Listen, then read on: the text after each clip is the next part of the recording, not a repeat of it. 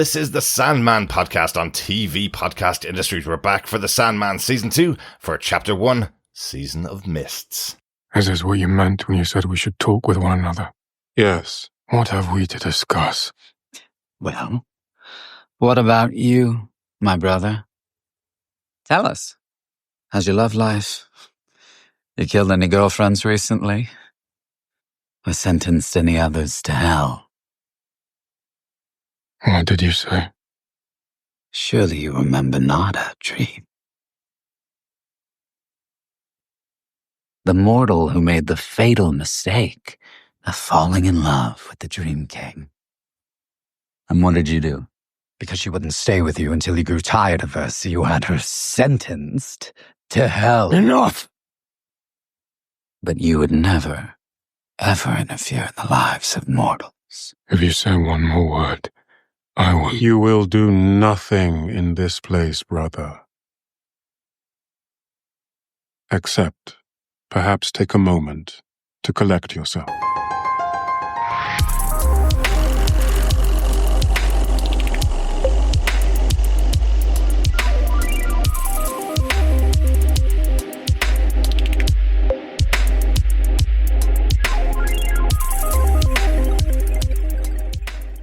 Welcome back, fellow dreamers, to TV Podcast Industries for the second season of The Sandman as we continue the story of Morpheus with Chapter 12, Season of Mists, or Season 2, Chapter 1, Season of Mists. I'm one of your hosts, Derek. Hello there, fellow dreamers. I am your other dreamy host, John. Yes, you are, John. It's been quite a while since we've been on talking about Sandman. Yes. Yeah, if anybody has been listening to our Sandman feed waiting for these episodes to drop, you may have noticed I did release a quick update that we were going away on holiday, myself and my ineffable husband, John. We're going away on holiday just at the time that these episodes were released. They were released on the 3rd of July, the first 6 episodes, and we were heading off on holidays. They go the 4th or the 5th, so we had no chance of watching them and recording about them before we left.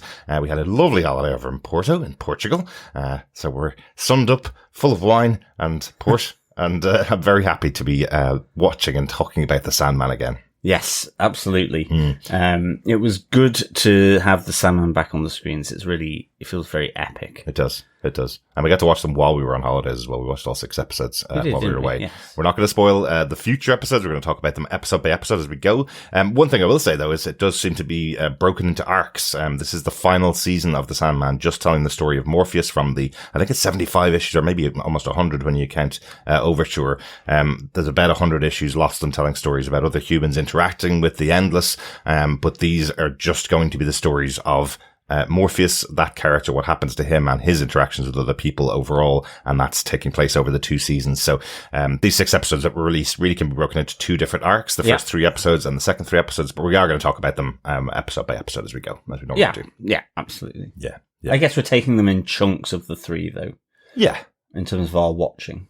Exactly. But as we said, we're hopefully not going to spoil ahead on the story. But if we do let something slip, hopefully you won't mind, because it's only going to be in the episodes that have been released on Netflix so far. If this is your first time joining us for TV Podcast Industries, make sure you subscribe to the podcast. Head on over to our website at tvpodcastindustries.com, and you can subscribe over there to our main podcast, TV Podcast Industries, which has almost 1,000 episodes of coverage of TV shows over the last 11 years of podcasting. Or you can subscribe specifically to the Sandman podcast, which has all of our coverage of the Sandman and the Sandman universe on Netflix, including Dead Boy Detectives, which was a spin-off of the Sandman.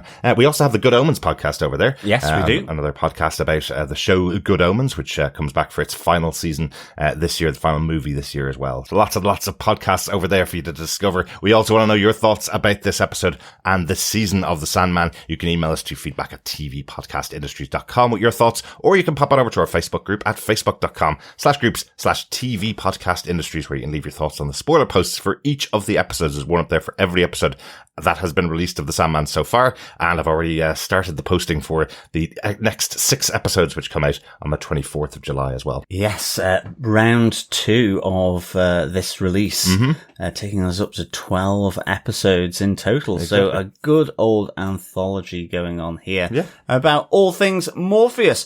But I think with that, let us get into our spoiler-filled discussion of the first episode of the second season of Sandman, Season of Mists. Derek, take it away.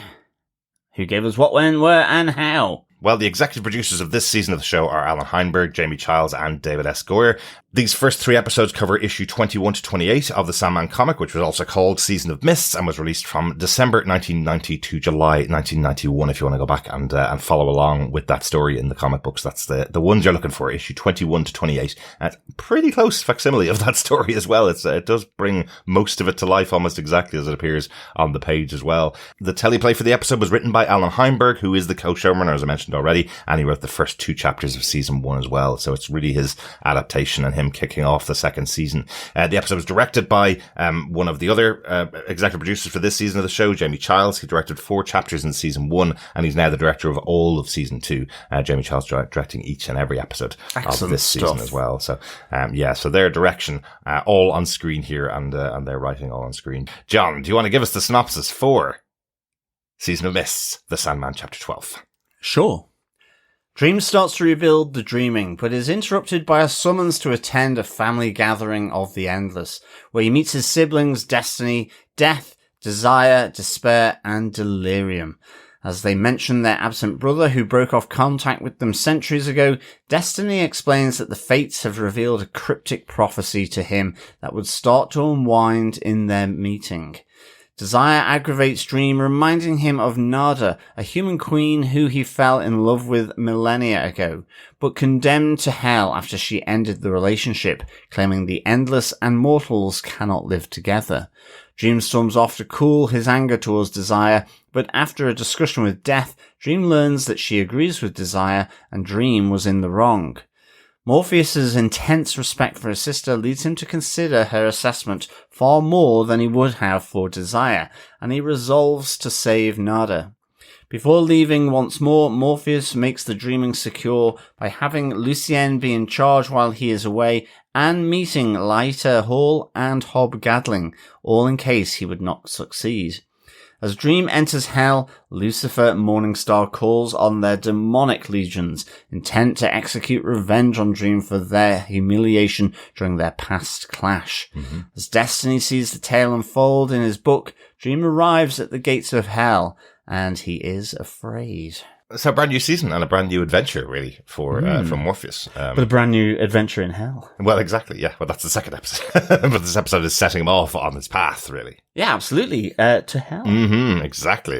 So, this is going to be a fun arc to talk about, really, as we get through the 3 episodes. But interesting that it sets up the scene the way it does in this season. You know, the opening of the episode, before we go into our major moments of the episode, I must say that opening of the episode, I loved the style of it, where we have Lucien kind of basking in the glory of her lord being the Sandman, Morpheus, as he's recreating the dreaming universe. And he says himself, you know, things will always change just like a dream. It's not going to look the same as it did before, but he's reclaimed all the lands that were once lost. He's brought everything back together and he's reshaped what he can reshape, and he's rebuilding everything else. And he's almost there, but still has work to do. And then he kind of goes, oh no, hang on a second. I've got a phone call coming through, telling me to stop everything I'm doing and join the family for a meeting. Yes.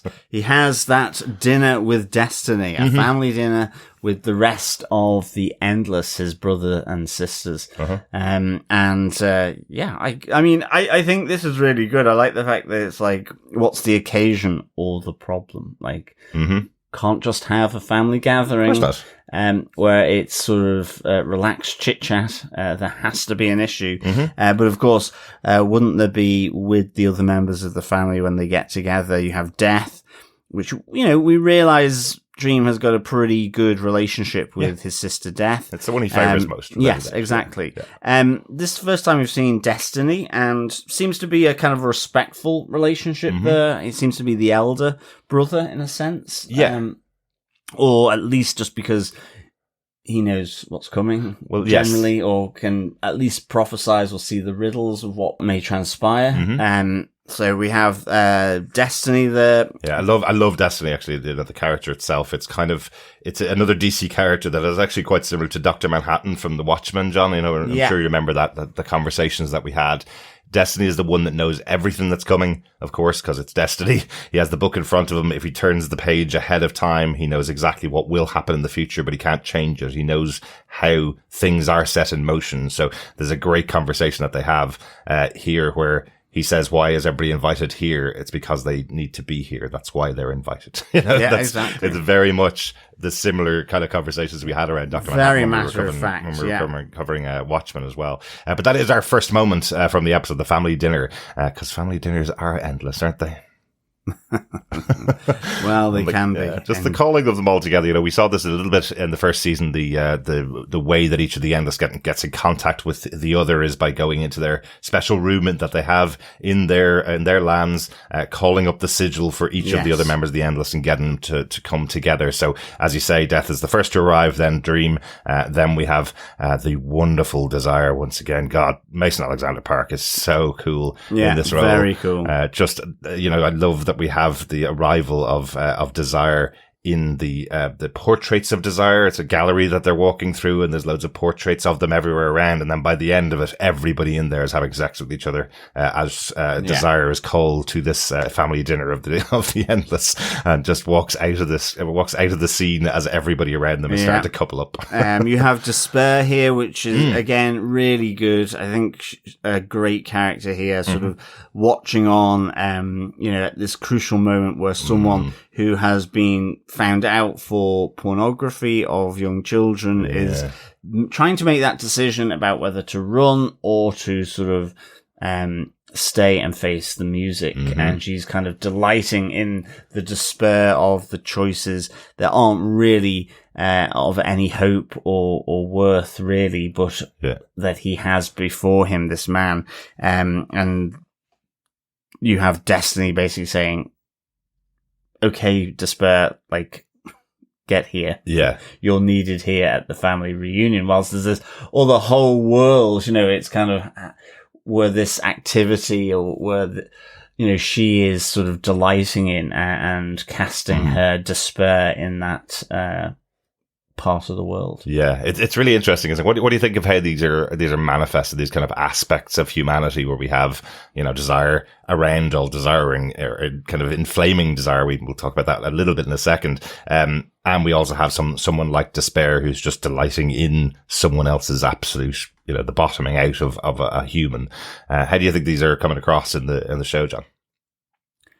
I think, at least in this episode, they come across really well. I mean, I think they start to take a back seat, really. It is them focusing on Dream, at least for the next two. Certainly, I think the most, you can say is Death is the next biggest, character from, the Endless. Yeah. And whilst there may be elements of Desire working on in the background, that's not really, that's off screen. It's not on screen. So it's good to be reunited here in this first episode with the Endless family. And indeed, I think for me, it's seeing the new sister with Delirium arriving. Absolutely. Just one quick thing on Despair that I just think is really interesting since the last time we watched the first season of the show. Donna Preston playing the character in the first season and again in the second season here, and also in Dead Boy Detectives. Donna Preston was there as well playing Despair. Just really interesting that she was in Good Omens as a customer in one of the shops, and just a very small moment that we saw her there. And more recently, she was on Celebrity Big Brother in the UK. So we know Donna Preston very well, and she was hilarious on Big Brother. She certainly was. Not always a great show to watch, but on Celebrity Big Brother, she turned out to be a real highlight of the show. Yeah, she was. She didn't give off any despair whatsoever. She was quite funny. Yeah. But yes, Donna Preston is great here as Despair. Yeah. It's great that she's kind of threaded through the other properties more so than any other. I think really here, which is nice to see. Absolutely. But for sure, I think, for me, it was seeing sort of Delirium for the first time, as she sort of melts from the portrait gallery that is Destiny's telegraph room, I guess, and comes in as Delirium.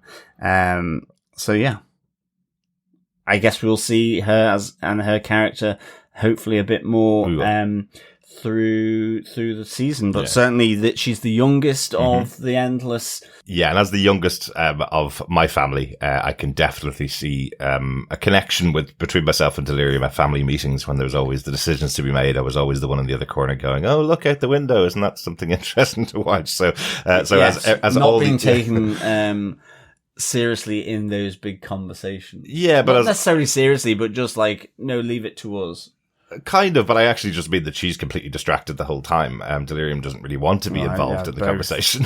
So, you know, as they're all having this really important conversation about why they're all here, this world-changing event that's going to happen, Delirium goes, "Oh, look, I've made butterflies." So, you know, and then Desire, of course, being the bratty older sibling, takes those butterflies and sends them to flames, even though that's the saying is about moths, not about butterflies. Sets fire to the two of them and sends them off to death's realm, you know, just to show that that's what Desire does, which I love. And then the niggling starts.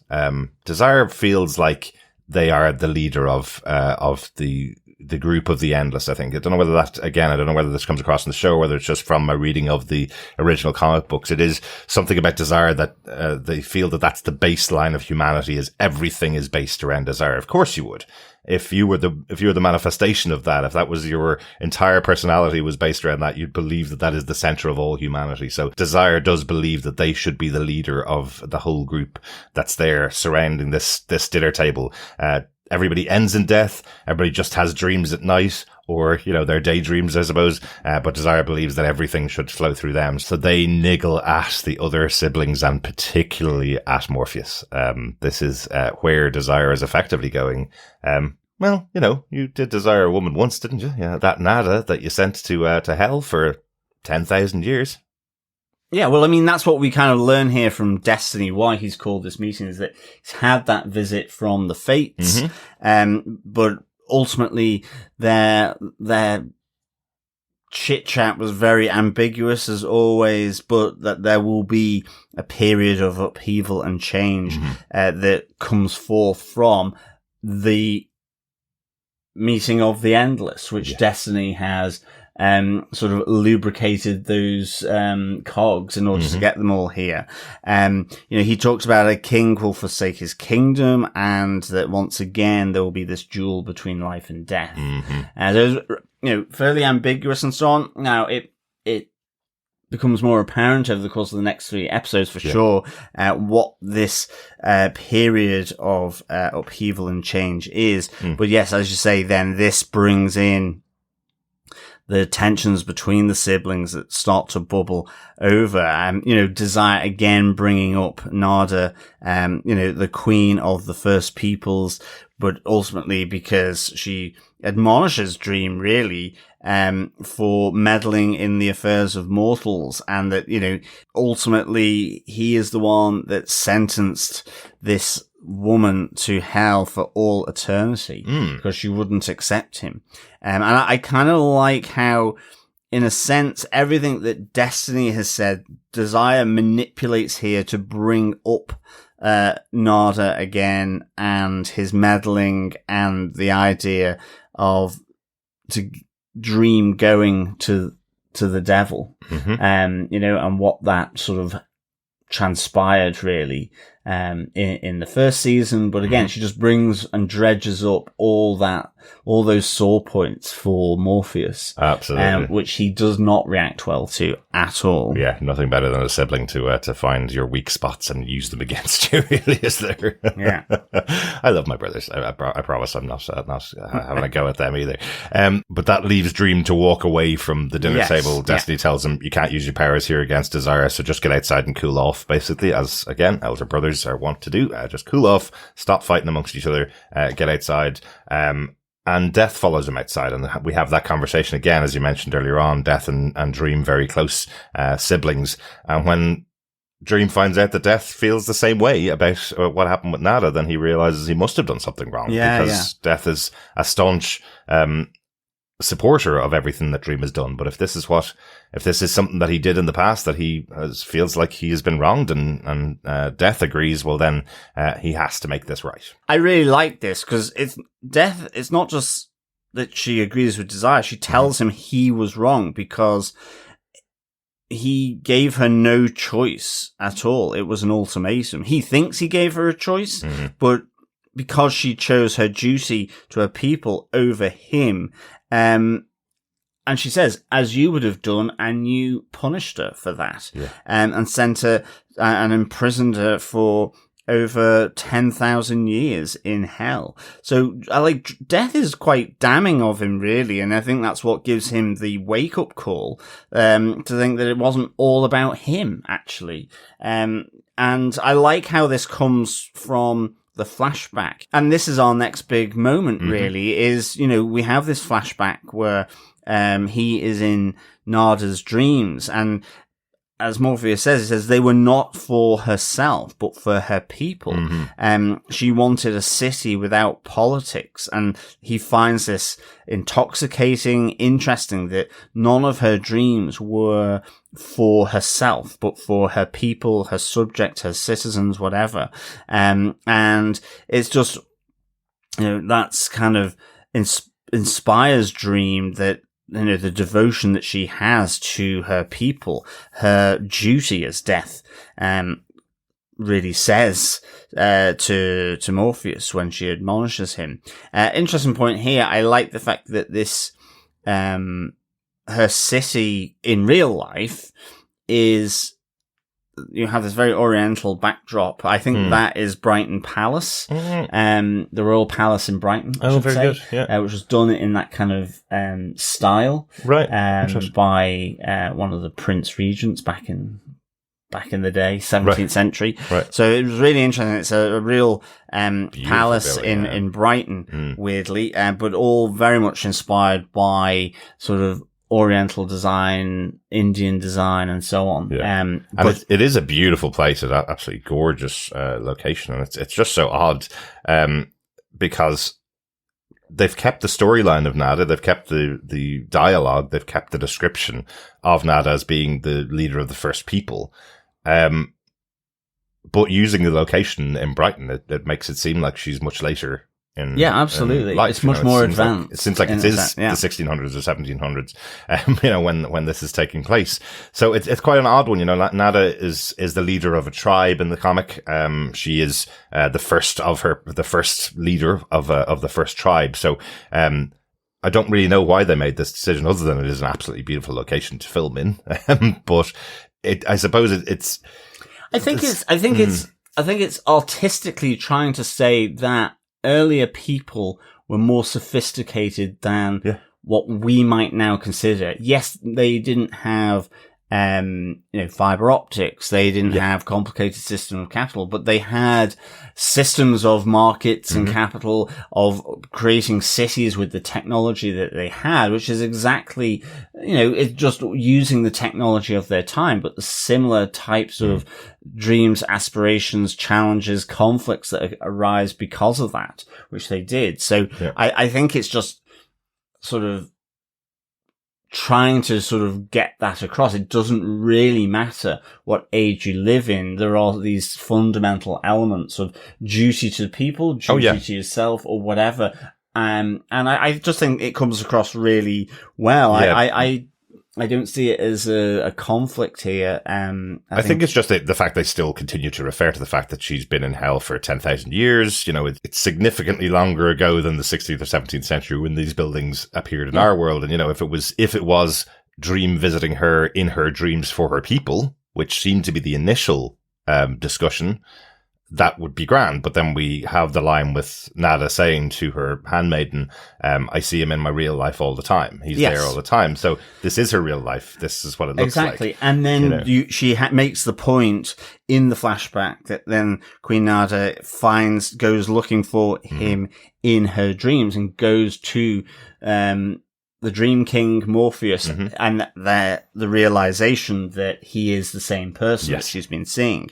He has gone to the waking world to see her on the basis of what he's seen on her dreams, but she is also, mortals are not supposed to love the endless. It will end in disaster, yet, in a sense, Dream can't help himself. He asks her to be his wife. Yeah. And in doing so, you see that her city and people are wiped out by a meteor that hits Earth. And she then, says to Morpheus, my people are dead because of what I did. A mortal went with an endless, and that's not supposed to happen, as she said. And I think this is to the point then why Death is saying that he was wrong with all this. She did choose her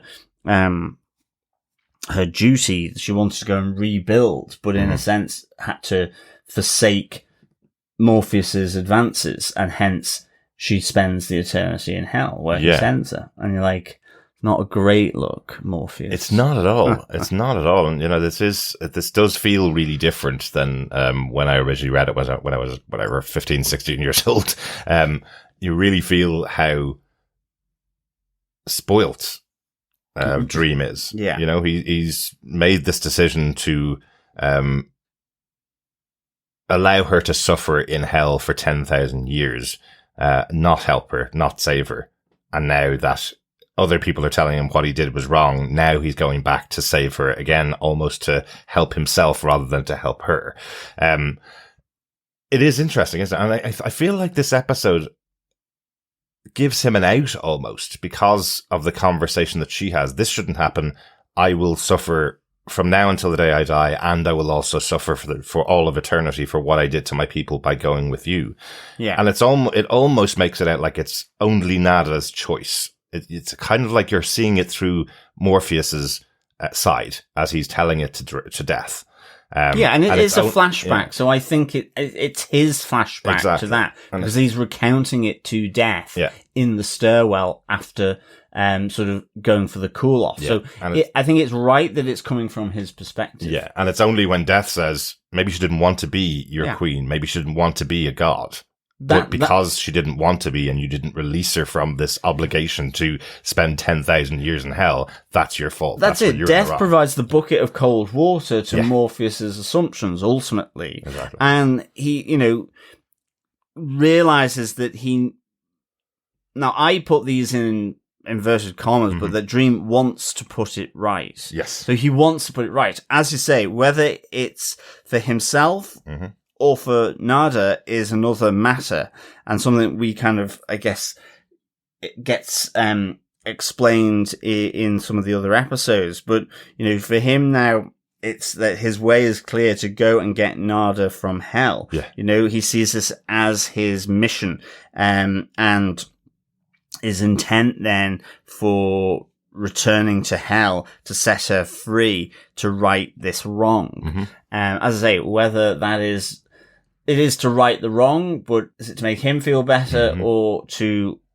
I guess it's both ultimately. Yeah, but it does feel like spoiled brat Morpheus is being told you did something bad, so he's going, well, if you tell me that I'm doing something bad, then I'll fix it, Not that he realizes that he has done something bad here. Exactly, and I think with that, it's our next top moment, really, where we have this farewell to the dreaming again.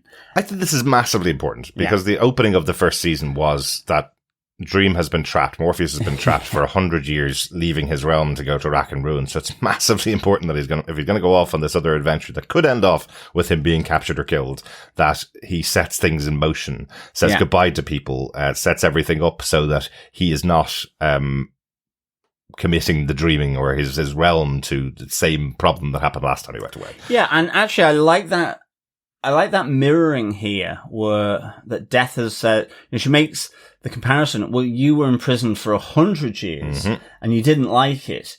Nada has been imprisoned for 10,000 years. Look what happened to your realm in 100 years and the destruction. Think of what's happened to Nada's in those 10,000 years without her sort of regal sort of sense of direction in that sense. Or I guess that's the sort of extrapolation I'm taking from that. And so I like how that is sort of teed up here. Yeah, and not only that, Death says to him, you were trapped for 100 years because of Roderick Burgess. She's been trapped for 10,000 years because of you. She's really specific about it, And again, if your best friend, your sibling, tells you you've done something really wrong here. This is all your fault. It's entirely on your shoulders. Yeah, this is the reason why you go off and sort it out. But yeah, he is going to go around. He's going to set things up. The first decision he makes is Matthew isn't going to come with him. Marv Pumpkinhead, played once again by Mark Hamill, is going to stay behind with Matthew, and they're going to help out Lucienne, who's now going to become the ruler of the Dreaming. So once Dream leaves, Lucienne is now going to be the true leader of the Dreaming. She's going to be in charge of it. So if he falls, if he loses everything, she will be the leader. So that's really important. Last time she was kind of trying to help and trying to rule, but now she has the power of the Dreaming. Yes, and he also makes all the preparations. So we see him going into the waking realm to a young boy conceived in his realm and son to Hippolyta, or to the human name Lyta Hall. Yes, we saw Lyta in the first season. We did. She conceived the baby with her husband in the Dreaming. So as you said, the baby is part Dreaming, because that should be impossible to happen.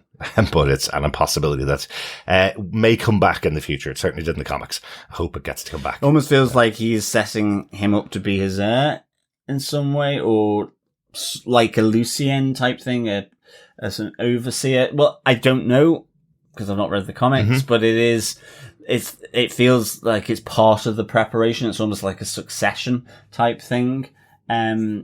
But I don't know. And then also we see Hob Gadling as well, where he goes into his dreams, which I do like the fact that it's Queen Elizabeth I, or good old Queen Bess, as they used to refer to her, with Hob Gadling and a very rudimentary computer, and then with a bottle of wine, and then he's like, oh yes, I'm in a dream, aren't I? Exactly. Where we have Morpheus effectively coming to apologize to him for not turning up at their next meeting, potentially, if it doesn't succeed, or if it takes longer than he thinks it might do. Which I think is kind of interesting, because obviously in the 100 years that we saw, because that timed with one of the meetings with Hob Gadling, he wondered what was happening. So he gets a heads up this time. Yeah, I think that's really important, because the relationship with Hob Gadling and Morpheus effectively had arrived at a point where they are now friends. Hob had been challenging Morpheus for century after century, saying the only reason you're turning up is because you have no friends and I am one of your friends, and Morpheus was getting more and more angry and eventually accepted it at their final meeting that they are friends. So here we are with Morpheus going to Hob and saying, well, I might not be able to make it to the next one, really saying his final farewell to his friend. So I think it's a lovely moment, because it does show you how much Morpheus has changed since he's been meeting Hob Gadling over the years. And it is an interesting one, as we mentioned last season, that idea that you'd always expect that the human who's been living for eternity, he's the one that won't turn up one time. He will die eventually. It's the endless. It's going to be Morpheus that will turn up every time, because he's endless. But actually it's the human that outlasted him almost. Yeah, exactly. Yeah. But he gets a lovely bottle of wine out of it. He certainly does on his side table. Don't know what his girlfriend or wife will think of that in the morning. Also, not only preparations in the waking world at the Dreaming, but also he sends Cain then to Hades to give Lucifer, Morningstar, a message to inform her that he is coming for Nada. I do like the fact that Lucifer here goes, just cut to the chase. What's the content of this letter? Because Cain is sort of to the most mightiest cousin, Lucifer, Morningstar of Lord of Hell, and she's like, cut to the chase here, and it basically says that he is coming for Nada whether he is invited or not. And I like the fact that kind of really gets Lucifer Morningstar miffed that he's coming with or without her permission. Absolutely. And you get the sense then, as she kind of brings all the demons together, that they're waiting for the dream to arrive. They're hordes of demons. As she says, I'll be waiting for him most avidly, she says to Cain. So it seems very ominous here. at the end of this episode. Absolutely. With Lucifer waiting for Dream to arrive. And this is what I love about it, because, the last season, really, Morpheus was very lucky to escape from hell. Yeah. That's the challenge that we have here, is he just about escaped by pulling a trick on Lucifer in their battle. And here he is coming back to the door and asking for the release of Nada. That's going to be an interesting conversation. And to be told straight to her face that he's coming no matter what, whether you want him to or not, he'll be walking through that door. He'd like you to welcome him, but he doesn't need it. That's not great. That's not a good idea. So we have the farewell to the dreaming as he heads off then to Hades. Mm-hmm. Yeah, it's a really good start. And as I said, I think it was really needed because of the purpose and the premise of the entire first season really being about him almost losing the dreaming realm. It's good that he sets everything up before he leaves, right? Yeah, definitely. Any notes on the episode? Anything we haven't discussed, John? At all? I like the quotes from Hob Gadling, to absent friends, lost loves, old gods, and the season of mists, and may each and every one of us always give the devil his due. Obviously, title of this is the season of mists. Exactly. I like the relationship here between Hob Gadling and Morpheus. Yeah. How it's been mended. I think that's good. Yeah, I really like this little speech that Hob gives. Firstly, because it ends with "and give the devil his due," and we know that Morpheus is about to go off and face off against Lucifer again. And secondly, because when Hob Gadling says it, he goes, "Dreams are weird, aren't they?" I didn't know I was going to say that. Yeah. Don't really know what it means. So someone has kind of sent that message through Hob Gadling to Morpheus almost. Yeah. It seems like it anyway. But the only note I have on this episode is from the comics. It's explained why Cain is the one that's sent to hell. It probably doesn't need explanation in the show. Lucifer wasn't going to kill Cain, but it's because Cain has the mark of Cain on him. The mark of Cain was given to him effectively by his brother. The only person that can kill him is Abel, and Abel repeatedly kills Cain over and over again throughout the comics. I think every time you see Cain, he's being killed by Abel, all the way through the Sandman and all the way through the follow-up comics, the Dreaming as well. So it's just interesting that that's the reason that he's there. So he can't be killed by anybody else because he has the mark of Cain on him. Yeah. You may remember that from Supernatural. Lots of things taken from the Sandman into the TV show Supernatural. The mark of Cain was on the brothers, so that they couldn't die towards the last couple of seasons of the show as well. So that's also again taken from Sandman. Excellent. There you go. Good stuff. And mythology, of course. Sorry, that's Sandman taken from mythology. Exactly. So overall, John, what did you think of Chapter 12 of the Sandman season of Mists? I thought this was a really good introduction back to the Sandman and the Endless. Give it 4 Destiny's Childs out of 5. Great to see Delirium here and Destiny as the new members of the family, which we hadn't really seen before. I love the tensions remain.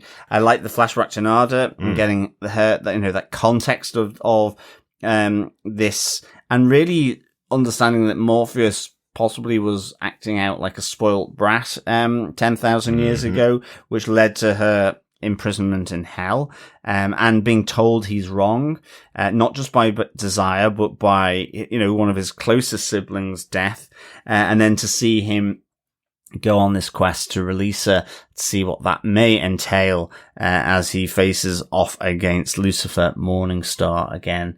I do like, and I need to actually search it up, and I will do for the next podcast, why Morningstar. It doesn't sound, the devil, Lucifer, Mephisto, they all seem nefarious. Morningstar seems much more a heavenly kind of thing. Yeah. And I guess it's because it's fallen angel. It's the angel fell, but, I do kind of like that this is used to refer to Lucifer. Yeah. Here. It's kind of a good contrast, I think. Yeah, I think you're absolutely right. We'll definitely check it out, because I do want to confirm, but I think, the Morning Star is the one that fell from heaven, after the battle with the Lord. Yeah. Yes. Or the Creator. Yeah.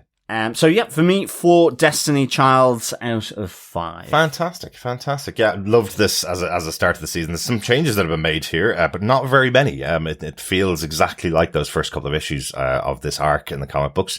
But as I said, there's a couple of things that could be interpreted about what Dream did to Nada. Is he in the right? Is he in the wrong? And it's like we're seeing it from his perspective. So you believe he's fine with it. He didn't make the decision. She made it herself. And it's only when his siblings tell him he's in the wrong that he realizes he is. So I think that's an interesting way to take it, because you could very much put your main character on this show in a very bad place at the beginning of this season, where he does look like an absolute spoiled brat who, if he doesn't get his own way, punishes everyone around him. And that's kind of what he is. So it feels like they made that choice to show it to you slightly differently, so you could still kind of be on his side. Yeah, exactly. Maybe. But great realization.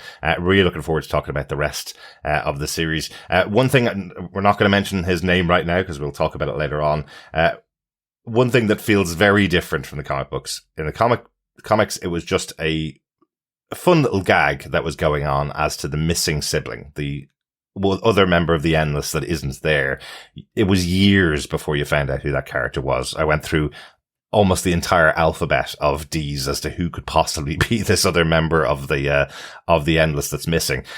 And it comes across a little weirdly in the show. I'm glad we don't have to wait too long for it. Again, in the comics, it was years, because they're coming out once a month, every month for years and years on end. So it was just a little, off the cuff kind of reference in there. In the show, it feels a little bit like they're just trying not to say the name. And it seems to be very difficult for them to kind of write around not being able to say the name of the missing member of the Endless. Yeah. At least we get it later, but I felt it was just a little bit annoying when I watched it on this episode. Something that I didn't enjoy watching, as they're trying not to say the name of their brother. Like, of course you'd say his name at some point. Yeah. But anyway, other than that, really enjoyed this episode. A nice start to the season. Will we get some feedback from some of our fellow dreamers, John? Absolutely. If you want to send your thoughts to us, you can email us again to feedback@tvpodcastindustries.com, or join us over in our Facebook group. Spoiler posts up there for each of the episodes so far. If you want to hear your voice on the podcast, you can, of course, head on over to our website at tvpodcastindustries.com and record a voicemail over there, or record it on your phone and email us to that email address with up to 90 seconds of your thoughts on any of the episodes, and we will discuss them on the podcast. But first up, we have an email in from Coffee and Vodka with his thoughts. Yes, Coffee and Vodka says, "Greetings, fellow redeeming dreamer defenders. A strong and beautifully rendered start. It took a bit for me to begin viewing, as this is one of a very select group of series I never want to end, much less only watch once for the first time.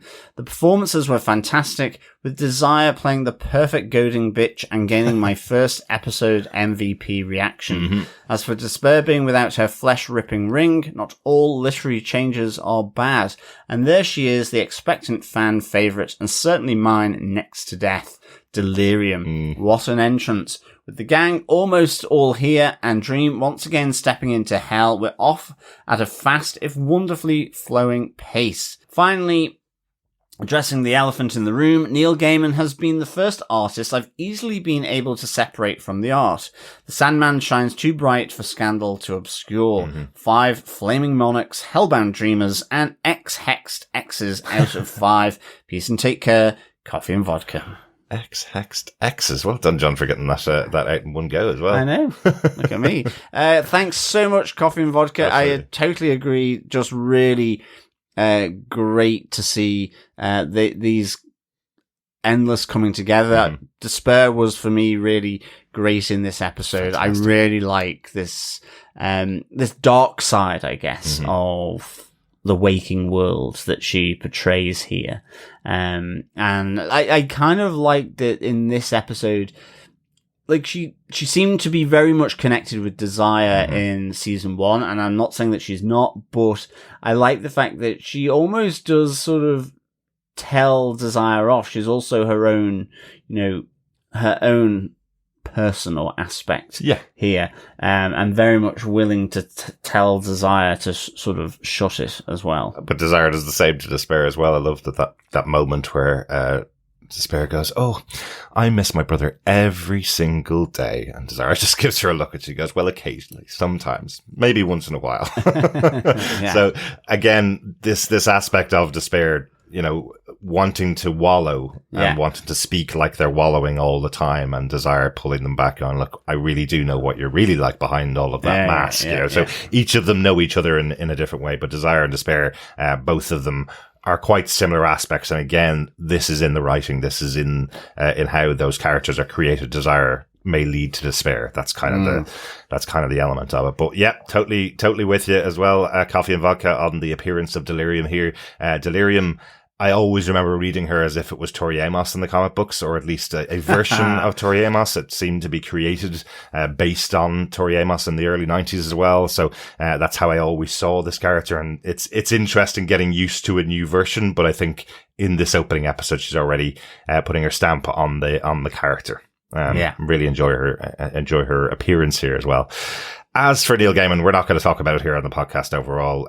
This show was made and written many years ago at this stage. They say that the show was set to be just 2 seasons. When the original series aired on Netflix, it didn't have the viewership to maintain the original 5-season plan. So when they wrote these episodes hoping to be picked up for it was for a second season by Netflix.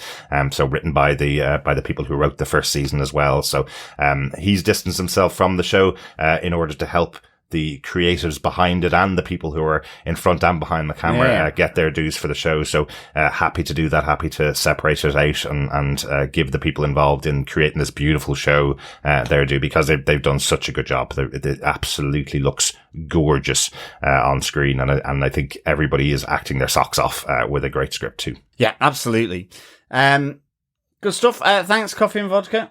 Thanks, Coffee and Vodka. Over on Facebook, Dr. Bob Phillips has his thoughts on this first episode as well. He says, deep in the dark again, the broody bad boy sets off on another quest.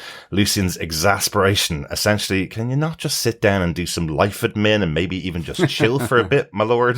Is very understandable. But if Dream did do that, we wouldn't get the languid eyes and balletic stillness. Death and Desire are still the best siblings, though.